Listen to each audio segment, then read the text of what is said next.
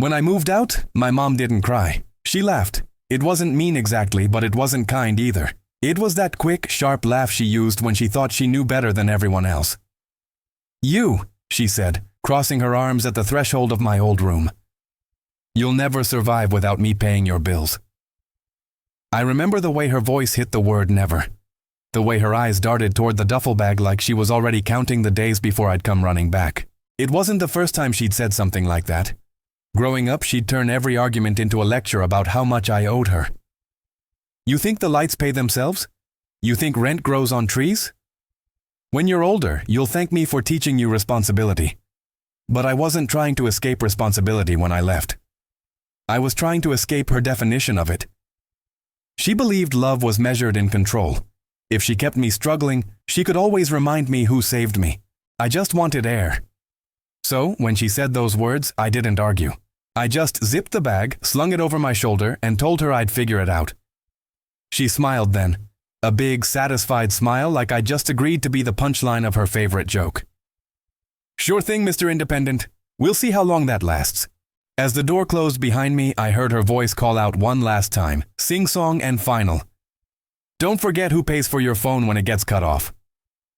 The first week away from home was adrenaline and freedom.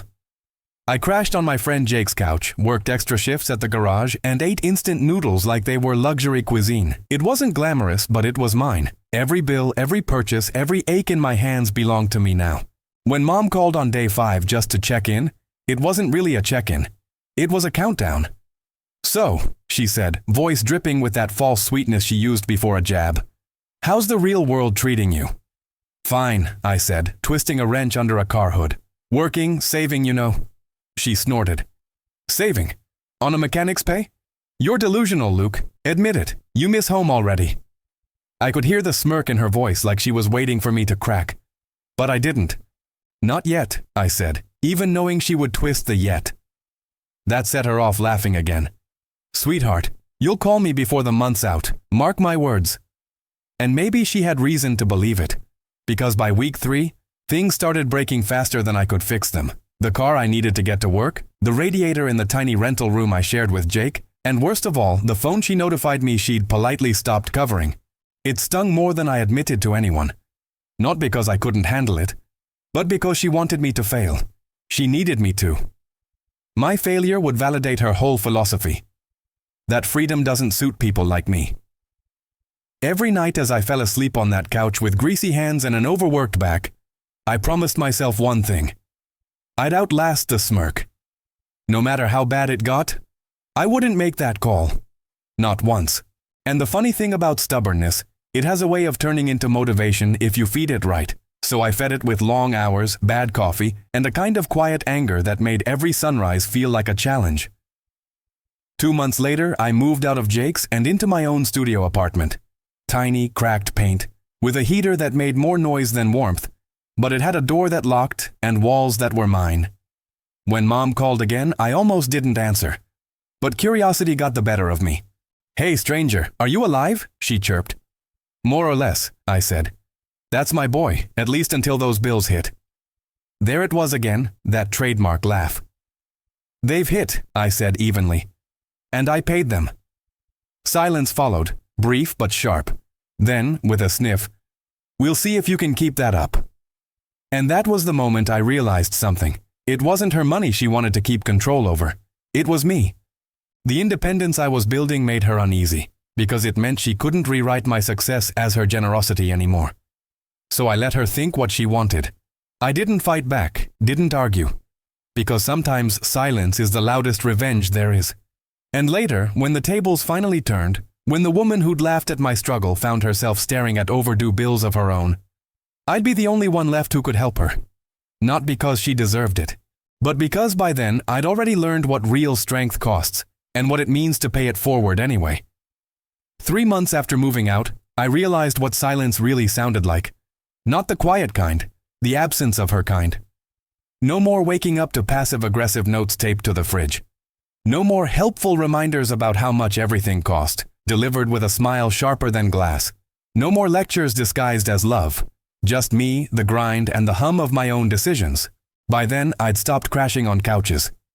The studio apartment I rented was barely bigger than my old bedroom, but it felt like a mansion compared to the weight I'd left behind.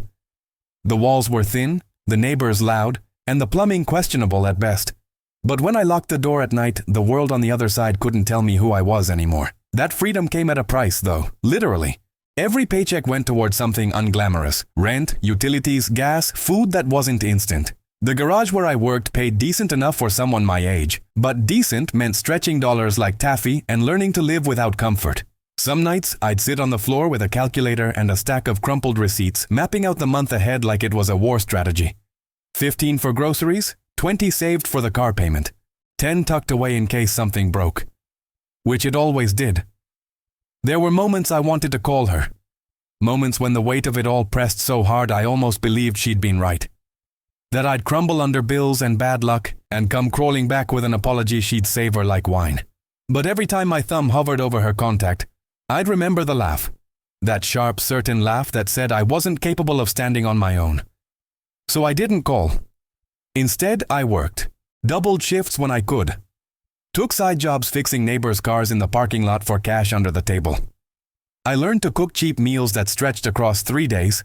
I became an expert at finding discounts, at saying no to things I wanted so I could afford the things I needed. And slowly, so slowly I almost didn't notice, I started winning. Not in the flashy way people post about online. There were no success montages, no triumphant music. Just small, quiet victories that only I could see. The first month I didn't overdraft. The first time I bought groceries without counting every item twice. The day I realized I hadn't thought about asking her for help in over a week. Around month 5, something shifted. Jake and I were sitting on my couch, the one I'd bought secondhand off a guy named Rick who swore it barely smelled like dog. When he asked, "You ever hear from your mom?" I shrugged. "She calls sometimes. Mostly to remind me I'm failing." He laughed. "Except you're not." "Tell her that." "You should," he said, cracking open a cheap beer. "Seriously, man, you're doing better than most people twice your age. Bills paid, roof overhead, no debt. That's not failing. That's surviving." I turned that over in my head. Surviving. It wasn't glamorous, but it was true. I wasn't drowning anymore. I was treading water. And some days I even felt like swimming. That night my phone buzzed. Her name lit up the screen like a warning signal. I almost ignored it. But curiosity, or maybe spite, made me answer. "Luke," she sang, voice too bright. "I haven't heard from you in forever. Thought maybe you'd moved to another planet."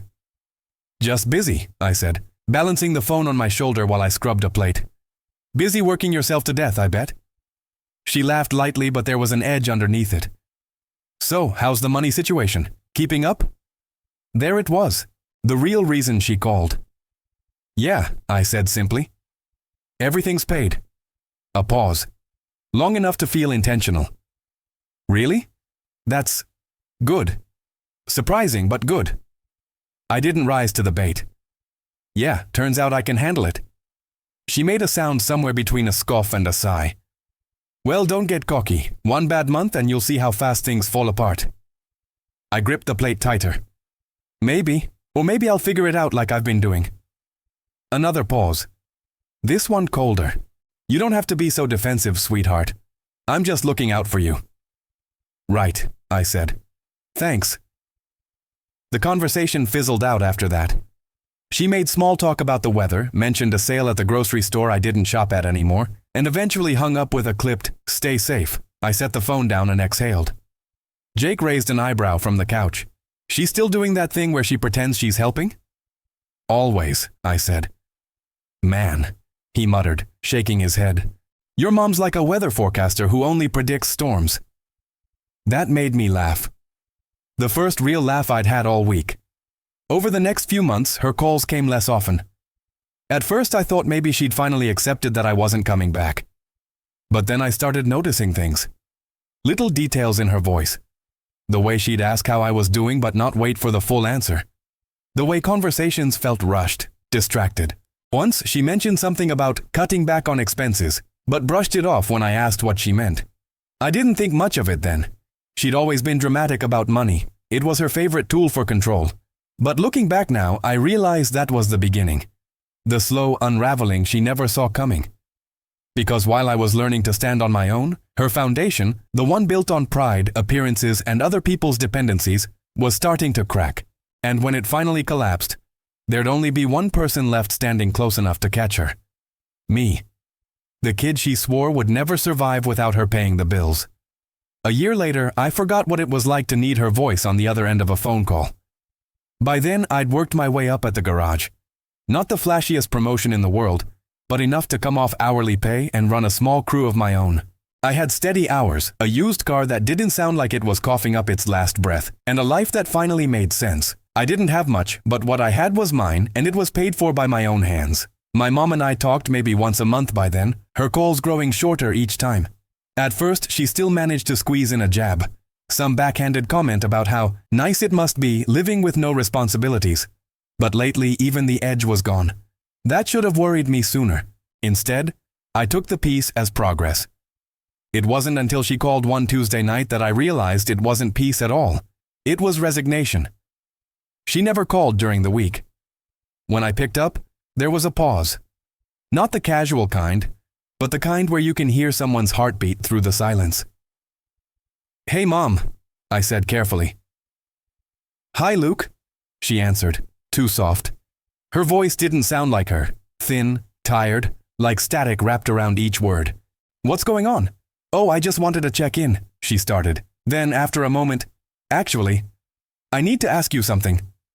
A dozen alarms went off in my head. "What's wrong?" More silence, and then flatly, "I'm behind on some bills." There it was. It hit harder than I expected. Not because of what she said, but how she said it. The confidence was gone. The same woman who used to laugh every time I stumbled over the word budget could barely say the word bills. She kept talking, quick and disjointed. "I thought I had enough in savings, but the hours at work got cut, and your aunt was supposed to help cover gas money, and then—" "Mom," I interrupted gently. "How much are we talking about?" Her voice wobbled. "It's not that bad. Just rent, a credit card, maybe the car insurance. Just a few small things." I closed my eyes. "Mom." She sighed, defeated. "Okay, fine. A few larger small things." Part of me wanted to snap, to remind her of every time she'd mocked me for struggling, every call where she'd smirked about how long I'd last. But another part of me, older now, quieter, just felt sorry for her. "What happened?" I asked softly. "The world happened, Luke," she said bitterly. "Prices went up, hours went down, and I guess I thought it would fix itself."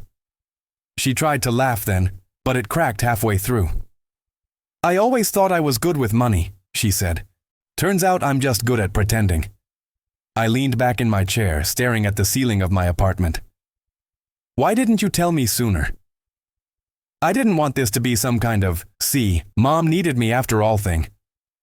That stunned me. "You think that's what I wanted?" Her silence was answer enough. When I finally spoke again, my voice came out calm but heavy. "I wanted you to see that I could do it. Not so you'd fail, but so you'd stop being afraid of me growing up." She sniffed once through the phone. "Guess I lost that bet, huh?" Guess we both did. We talked for nearly an hour after that. I asked for numbers, lists, due dates.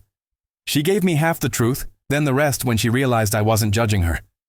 The total wasn't unsurvivable, but it was bad. Bad enough that I understood why she'd caved to pride instead of admitting weakness. I'd seen those numbers before. They were the kind that made grown adults feel 12 again.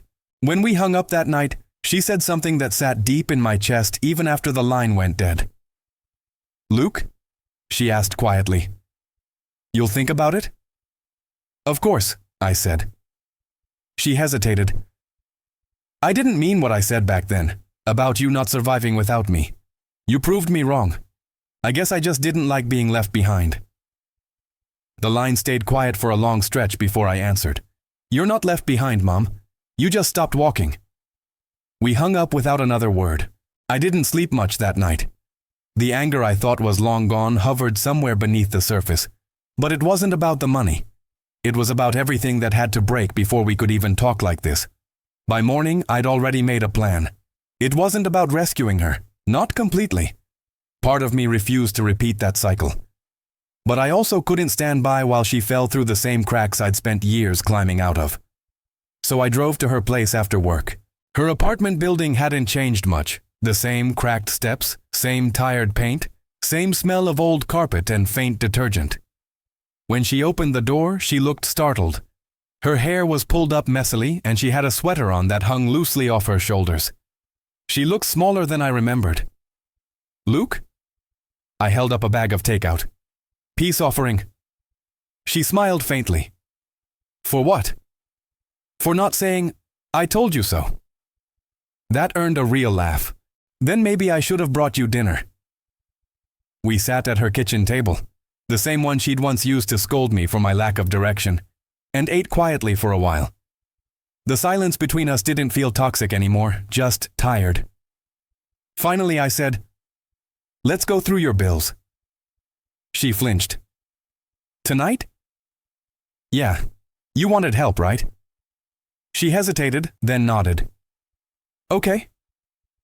We spread everything out: envelopes, overdue notices, rent slips, a mess of numbers and warnings and bright red circles. I scanned through it all, sorting what I could. After a while, she sighed.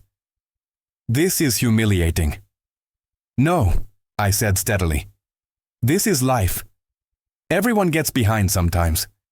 The only thing humiliating is pretending it never happens." She looked at me for a long time before nodding. "You really grew up." "Someone had to," I said quietly. Her eyes softened. "You sound just like your father." I didn't know if that was praise or a wound. Maybe both. By midnight, we had a plan. Auto payment set up. Budget restructured. I even called her landlord, negotiated a slightly lower rate in exchange for early payment. She just watched, stunned, as I handled things that used to terrify me, and I think secretly amazed that I didn't throw her words back at her once. Right before I left, she said, "I thought you'd hate me for this." I shrugged. Hate wastes time. We've already wasted enough. At the door, she reached out and touched my sleeve lightly. "You always said silence was your revenge," she said. "Looks like it worked." I smiled faintly. "Nah, I'm just done proving things." She smiled back. "I guess now I'm the one trying to prove something." Driving home that night, I realized it wasn't about debts anymore. Not money, not pride, not even history. It was about remembering that sometimes the best way to show someone they were wrong isn't winning the argument, it's surviving past it. Still, I couldn't stop thinking about what she said. I didn't like being left behind. Because the truth was, she hadn't been left behind. She just never learned how to leave the past. But now, maybe she'd start. And soon enough, she'd realize something else, something heavy and strange, that when her world fell so far she couldn't lift herself, the person holding her up wasn't the son she doubted. It was the man she accidentally created when she dared him not to survive. The next few weeks felt strange, a reversal I never saw coming. For most of my life, I was the one orbiting around her schedule, her moods, her rules. Everything ran on her approval. But now, she was the one answering to me, the one calling to ask, "Is this all right?" Or, "Can you look over my account before I send this payment?" And the oddest part wasn't her needing me. It was how carefully she tried not to. She'd start every conversation the same way. "Hey, I have a question, but you don't have to answer right away, okay?" Then she'd talk fast, tripping over words before her pride caught up and shut her down mid-sentence. It was like watching someone relearn their own language.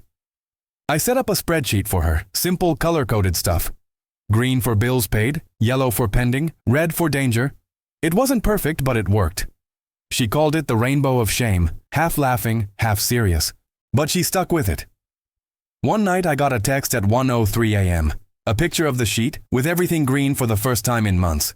Under it, just one caption: "Your rainbow's working." It shouldn't have hit me as hard as it did, but it did. For so long I'd carried the urge to prove myself through anger, to show her I could rise high enough for her to choke on regret. But sitting in my quiet apartment, looking at that blurry photo, I didn't feel pride. I felt peace. Maybe we'd finally stopped competing. Around that time, she started coming by the garage. Not to ask for help, just to check in. She'd bring coffee, sometimes pastries that looked like they'd barely survived the trip. The first time she visited, my coworkers looked at her like she was royalty. "Your mom's hilarious," one said after she left. "Did you get your sarcasm genes straight from her or what?" "Unfortunately," I said. "She didn't stay long, just long enough to embarrass me and call me honey in front of everyone. But it felt good, real for once. Like we'd both stopped pretending we owed each other perfect versions of ourselves. Still, the cracks were there, visible ones she never talked about. The layoff that turned into a permanent firing. The friends who stopped calling once she couldn't afford to keep up appearances. The savings gone faster than pride allowed her to admit. And yet, every time I offered to help more, to cover a bill or pick up groceries, she'd push back. "Don't you dare start paying for me," she'd say, wagging a finger. "I made that mistake once already. Not again." It wasn't bitterness this time.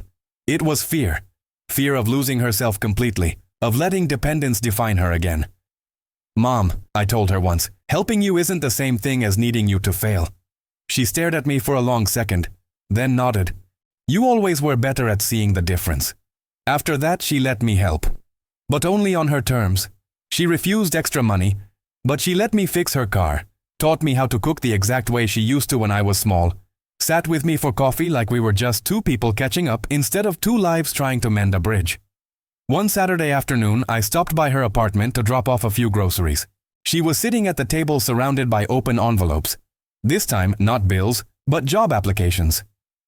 "I found a few part-time things," she said, trying to sound casual but too proud to hide her excitement. "One's at the library. Can you imagine me telling people to shush for money?" I laughed. "Honestly, it fits." She swatted my arm, smiling. "And the second is at the bakery by the bus stop. They said they need someone who can get up early." "You hate mornings." "Yeah," she said, "but I love purpose." I handed her the groceries. "Then I guess you're ready." She exhaled slowly, like she'd been waiting months to hear that. It's funny how routine turns into redemption without anyone saying so.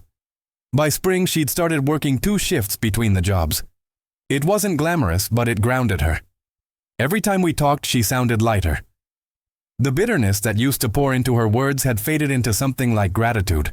Sometimes I'd catch her checking herself, as if she couldn't believe that she'd made it through the worst of it. "You know," she said one night as we were leaving the diner, "I used to think power came from being the one other people depended on. Turns out it comes from finally asking for help before it's too late." I smiled. "Guess we swapped lessons." "Oh yeah? What did you learn from me, genius?" "To watch the toaster when you're making waffles." She rolled her eyes but smiled. "You learned the serious stuff on your own." Maybe that was true. But maybe I'd also learned that strength doesn't always mean walking away. It can mean staying just long enough to help someone find their balance.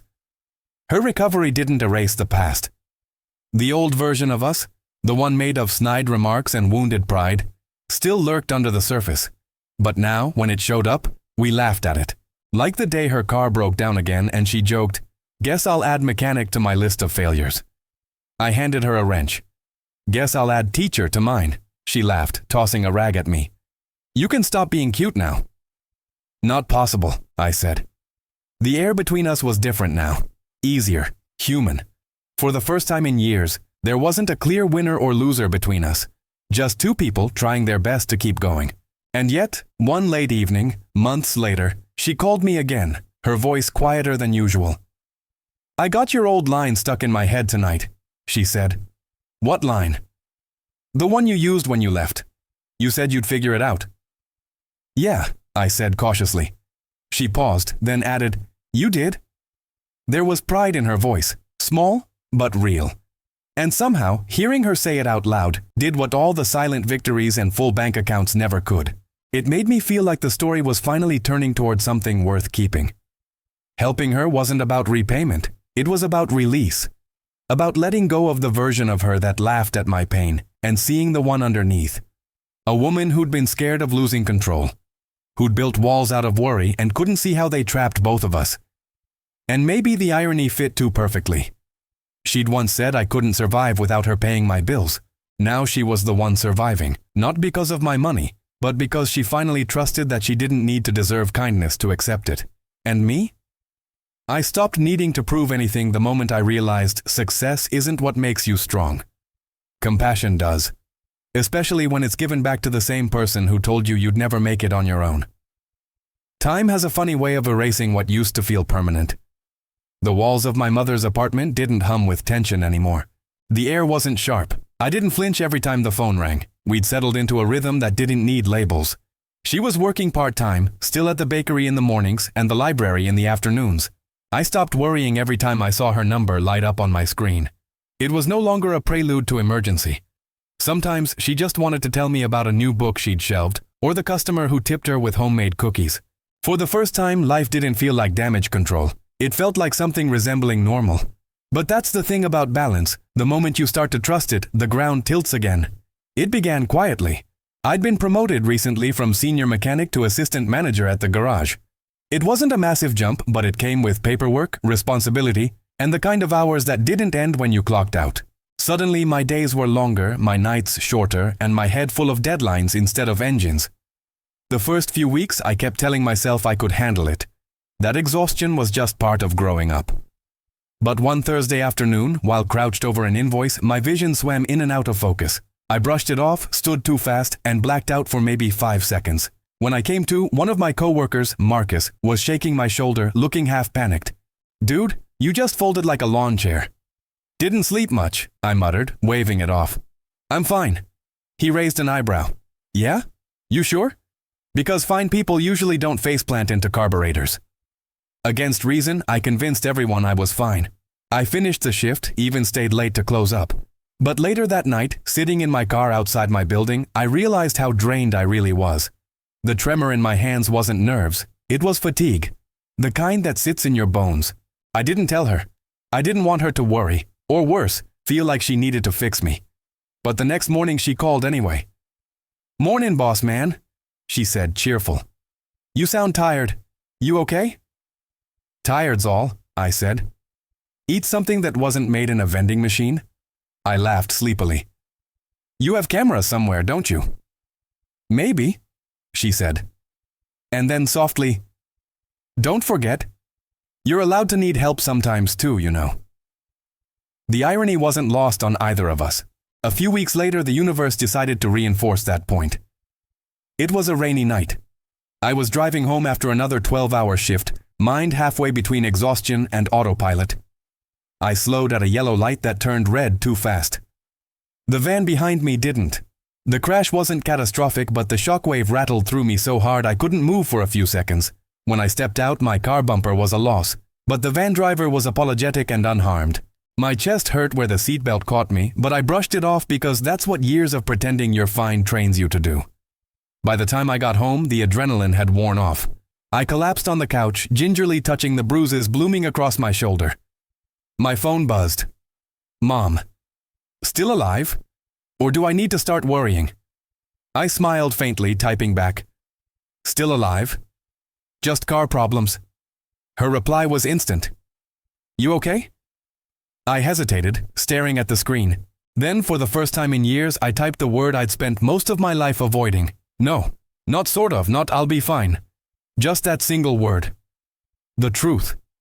Less than half an hour later, there was a knock on my door.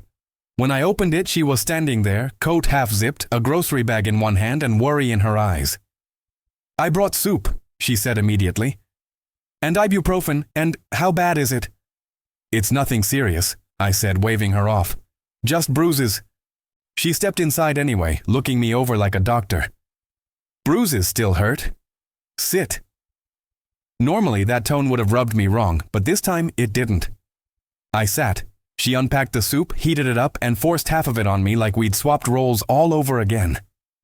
"You didn't have to come all the way here," I said finally. "Funny," she said.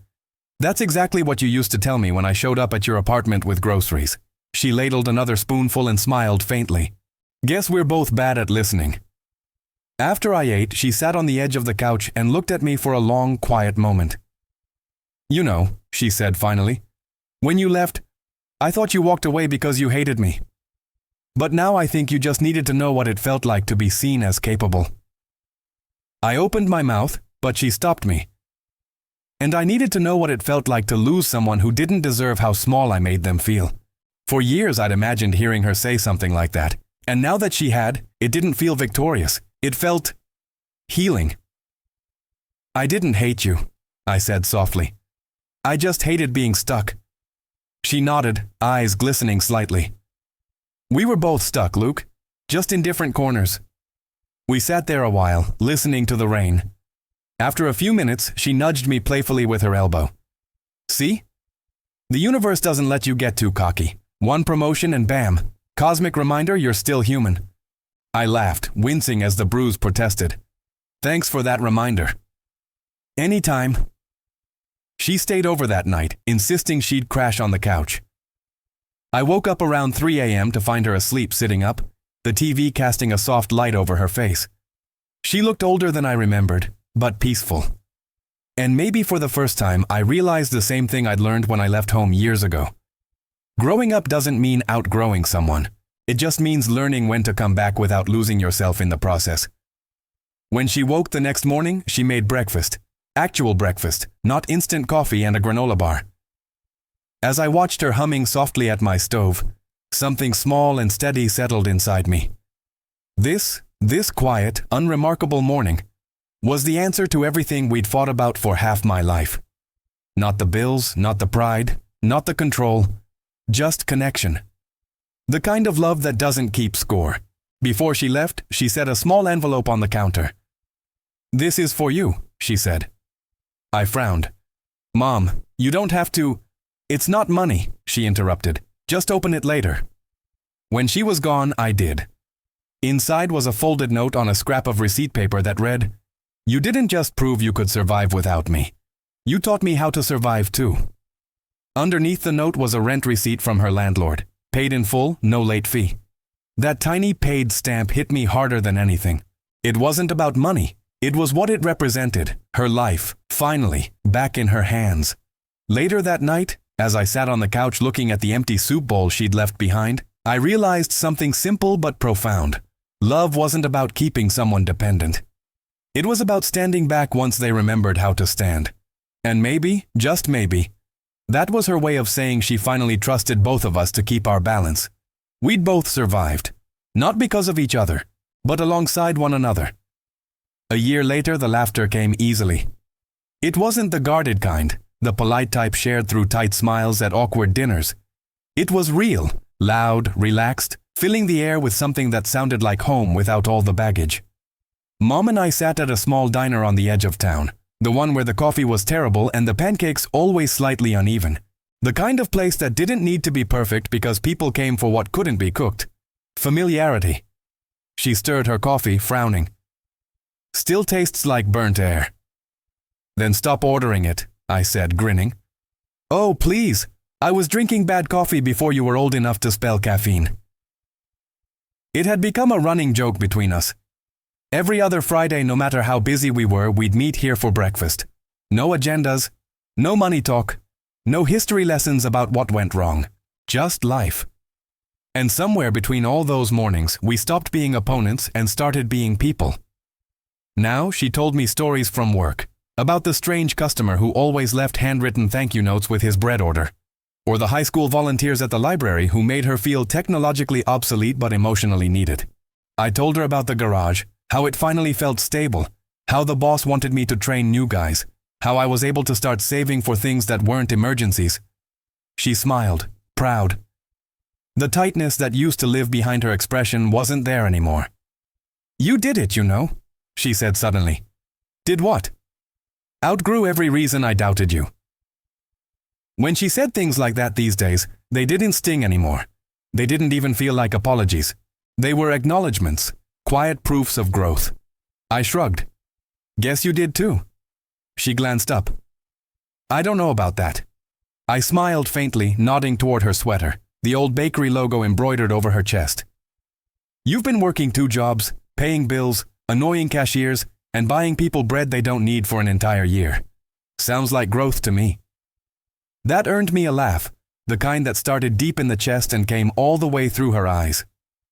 After breakfast, we walked outside together. The sky was pale blue, the kind that promised spring. She pulled her coat tighter, watching the street like she was trying to memorize it.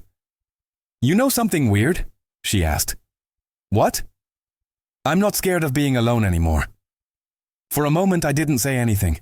I just watched her, the same woman who once spun her power out of control, who used money and fear like armor, now standing there calm and steady in the morning light.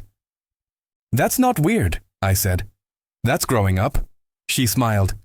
Guess it runs in the family. Later, at her apartment, she handed me a small envelope as I was leaving. Don't make a big deal out of it, she said. Is this another note on a receipt? Just open it later. When I got back to my car, I did. Inside was a folded piece of printer paper. In my mom's handwriting were 5 short sentences. This month's rent, paid. Car insurance, paid. Utilities, caught up. Credit card, almost gone. Son, priceless. At the bottom she'd drawn a crooked smiley face with a $sign for each eye. I laughed so hard I nearly dropped it. The paper was simple, silly, but when I tucked it into the glove box of my car, it felt like closing a chapter I didn't even realize was ending. That evening I stopped by the garage after closing. The shop smelled like grease and rain, the way it always did at the end of a long day. My reflection in the window, tired, older maybe, but calm, reminded me of how far we'd come. I thought about the version of me who left her house with $50 and a backpack full of pride. The one who swore he'd prove her wrong just to feel free. He wouldn't have believed this ending. 2 people standing on level ground, still flawed, still arguing sometimes, but never breaking apart. It struck me then that independence wasn't about getting away from someone. It was about learning to stand without needing them to see you do it. That weekend, I helped her install a new light in her kitchen. As I balanced on the ladder, she teased me about finally being useful for something non-mechanical. Don't jinx it, I said, tightening the last screw. When the bulb flickered to life, she clapped lightly, genuinely excited. For a second, I saw the version of her I'd been chasing all my life, the mother who celebrated small victories. It's perfect, she said. It's light, I answered. You did most of it yourself. She smirked. You learned that line from me. Maybe, I said. But now it actually means something. She nudged me, rolling her eyes. Wise guy. Runs in the family. That night as I left, she stopped me at the door. Luke, she said softly. I turned. She hesitated, then smiled. Thanks for staying when you didn't have to. I nodded. Thanks for letting me. When I walked away, I realized that was the moment the debt between us finally vanished. Not because it was paid, but because it never really had to be. We'd both misunderstood what love owed. It wasn't obligation or proof. It was patience. It was time. It was learning when to give, when to take, and when to start over. And we had. Months later, I found her note again while cleaning my car. The ink was faded, the words smudged from fingerprints, but one line still stood out clear as ever. Son, priceless. I smiled, folded it gently, and tucked it back into my wallet. For all the years she'd measured love in expenses and control, this felt like the first time she understood that the most important things never fit on a bill. And maybe that was the legacy we'd finally built together. Not survival, not debt, not who'd been right or wrong, just the quiet truth that we'd both made it. 2 stubborn people who finally realized that independence is sweetest when it's shared. And for the first time, I could almost hear her voice again. Not mocking, not proud, just light, teasing, free. Told you you'd survive. But you didn't tell me I might too. And I smiled, whispering into the empty car. We both did, Mom. We both did.